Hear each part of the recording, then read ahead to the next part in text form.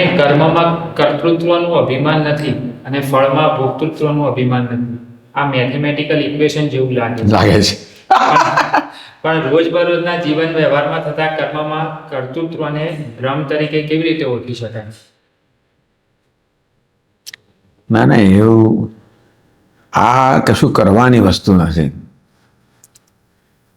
તો જાણવાની વસ્તુ છે. એટલે એવું નથી કે હું અકર્તા તરીકે કર્મ કરું છું. અકર્તા કોઈ સંકલ્પનો વિષય નથી, અભોક્તા આપણા સંકલ્પનો વિષય નથી.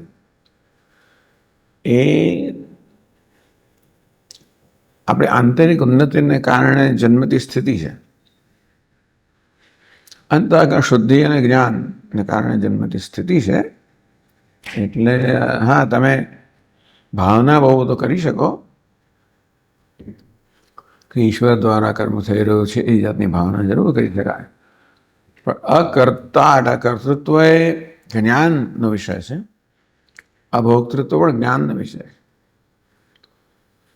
પણ અભોક્તૃત્વ કયું? કારણ કે જ્યાં ભોગવવાનું આવે ત્યાં અભોક્તૃત્વ હોય, અકર્તૃત્વ જ્યાં કરવાનું હોય ત્યાં કર્તૃત્વ હોય. કર્મ કરવાનું હોય, ફળ ભોગવવાનું હોય. એ દ્રષ્ટિએ કરવાનું હોય ત્યાં કર્મ અકર્તૃત્વ, ભોગવવાનું હોય ફળ ત્યાં અભોક્તૃત્વ. એટલે મેથેમેટિકલ ઇક્વેશન પણ એટલા માટે કે અભોક્તૃત્વ ક્યાં, એનો ઉપયોગ ક્યાં થાય છે.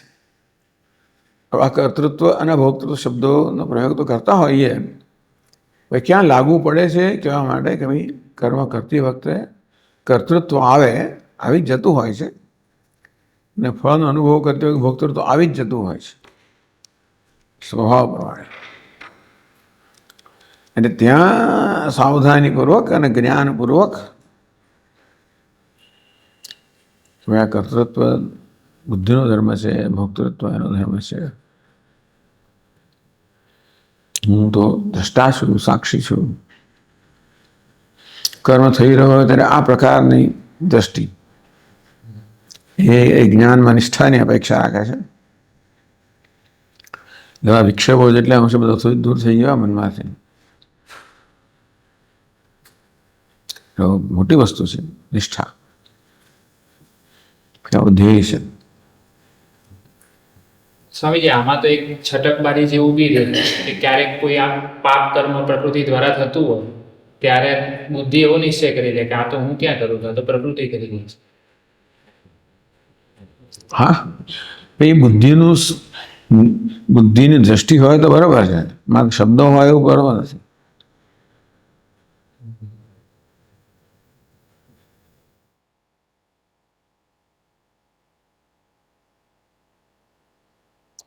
જોતી હોય કે આ થઈ રહ્યું છે, નથી કરતી. એના જ્ઞાનનો વિષય છે, માત્ર સંકલ્પનો વિષય છે.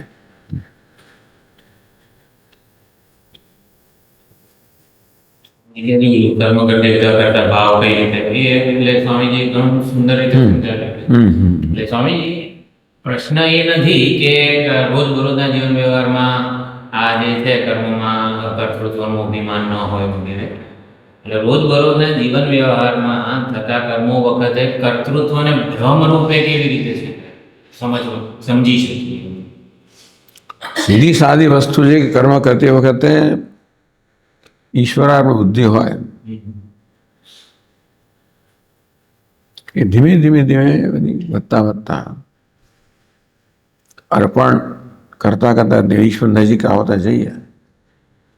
અંતના પરિણામમાં આમ કેવું થાય છે, કર્મ કરતી વખતે તો કઈ જ એ દેખાતું નથી કે કઈ અભિમાન છે. જેમ કે જસ્ટ એક ઉદાહરણ લઈએ કે સ્વામીજીને માઇક પહેરાવીએ છીએ, એટલે સુંદર સત્સંગ ને યજ્ઞ ચાલી રહ્યો હોય, સ્વામીજી પોતાની આહુતિ આપે છે જ્ઞાનની નિષ્ઠાની વગેરે. હું આપણે કંઈક આવી રીતે લાકડીનો ટેકો આપીએ એમાં આપણે કંઈક કરીએ એમ. એટલે કે એવી ભાવના હોય કે આમ હું માઇક પહેરાવું એવું કોઈ અભિમાન ના હોય. આપણે એ કર્મ કરતી વખતે કંઈ લેવા દેવાનું નથી કે મારે હું આમ કરું છું એવું કોઈ અભિમાન હોતું. એટલે કે જાણે કે હું કરું છું એવું અભિમાન તો હોતું જ નથી. પણ ધારો કે એટલે કર્મ થઈ ગયા પછી કોક એવું કે આવું કેવું માઇક પહેરાવે, એટલે ત્યારે ખબર પડે છે કે હા ભાઈ કર્તૃત્વ હોવું જોઈએ, નકર આ આડું ખૂંચે નહીં. એટલે કર્મ કરતી વખતે તો આપણે ડાયા ડમરા જ લાગીએ છીએ, પણ કોક કહે ને ત્યારે ખબર પડે છે કર્તૃત્વ હતું. એવું છે. બરોબર. એટલે આ મૂંઝવણ છે. હા ના છે, સાચી વાત છે. હા, ત્યારે ખબર પડે, હા. પરિણામ બધી ખબર પડે કે કર્મમાં શું હતું. પણ એની વે આ કર્તૃત્વ બહુ સૂક્ષ્મ હોય છે કે આ બધું પ્રેમથી થતું હોય છે. પણ ઓલું ખૂંચ્યું કેમ એમ જાણે જો પ્રેમથી થતું હોત તો ખૂંચ્યું કેમ? હા, તો એ અંદર કર્તૃત્વ હોય તો છે જ, છતાં એટલું બધું નથી હોતું રાજસિક કે તામસિક કર્તૃત્વ. પણ આપણી ભાવના તો કર્તૃત્વ કરવાની હોય જ. એટલે એવી કોઈ ભાવના જ નથી, નિષ્કામ હોય. પછી કોઈ ખૂંચે તો એ થોડું કઈ કર્તૃત્વ આવી જાય. ને ખૂંચ્યું એ જ બતાવે છે ને. પૂછ્યું કેમ? કોઈ કંઈ કહ્યું, એ તો એના સ્વભાવ પ્રમાણે એણે કીધું. એણે તો મેં તો કીધું, પણ આપણને લાગ્યું એનું શું, એની વાત છે. ખૂંચે આપણને ખૂંચ્યું એને કહ્યું એ બતાવે છે કે કર્મ કરી વખતે આપણું કે અંદર ઇન્વોલ્વમેન્ટ હતું ખરો. ખૂંચે તો એવું સમજવાનું સમજી કર્તૃત્વ છે. હા, કંઈક આસક્તિ છે. એટલે કરતી વખતે તો સ્વામી જાણે કે આપણને કંઈ લેવા દેવા નથી એના ફળ કે ગમે તે, માત્ર આપણે કંઈ ઉપયોગી થઈએ એવી જ ભાવના હોય. પણ હોય તો છે જ એમ. હોય તો છે, એ પરિણામ બધી ખબર પડે. એટલે સ્વામીજી કઈ રીતે એમાંથી એની સાથે કામ કઈ રીતે કરવું? હા, એટલે કહ્યું એ પ્રમાણે જેટલો અંદર પ્રેમથી થતું એટલો એનો સંતોષ એટલો મળે, તો પછી એ અભિમાન ઓછું, જેટલું અભિમાન વધારે હોય એટલું આપણે વધારે ડંખે. એટલે જેટલા અંશે પ્રેમ હોય એટલા અંશે અભિમાન ઓછું હોય, અને છતાંય પણ આપણે ડંખતું તો હોય જ છે. એટલે જ્યાં સુધી આપણે જ્ઞાનનિષ્ઠ ના હોઈએ, કરતી વખતે પણ હું કરતા છું, કરતી વખતે સ્વભાવ પ્રમાણે કરતા હોય તો સ્વભાવ પ્રમાણે તો કર્તૃત્વ હોય જ છે. પણ સ્વામીજી બીજા કહે કે આ બરાબર નથી, એટલે ધારો કે ભગવાનને તૈયાર કર્યા તો આવું કેમ કર્યું, આ બરાબર નથી લાગતું, તો જઈને હા ભાઈ સાચું હશે તો પાછું જઈને કરી લઈએ, તો પછી એ ખૂંચ્યું કેમ? એવું કશું નહીં કરી આવે. કયું કોઈ કહે છે આમ કેમ છે, વાત તો બરાબર, એનો અભિપ્રાય છે.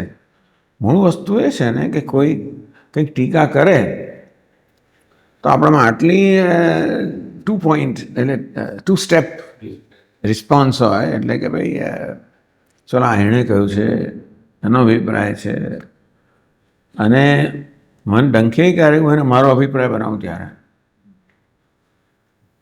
સમજ પડી. હા, એવું છે. તો આ નહીંતર પછી એની પાસેથી આપણને થોડી સન્માનની અપેક્ષા હોય, એ અપેક્ષા પૂરી ના થઈ એટલી પણ ડંખે આપણે કરીએ એટલે પાછળ એવું હોય તો ખરું છે, એની કદર થાય, કદર ના થાય તો એની ટીકા તો ના જ થાય, એવું હોય છે. એટલે જેટલે અંશે હોય એટલે અંશે આપણે લાગે,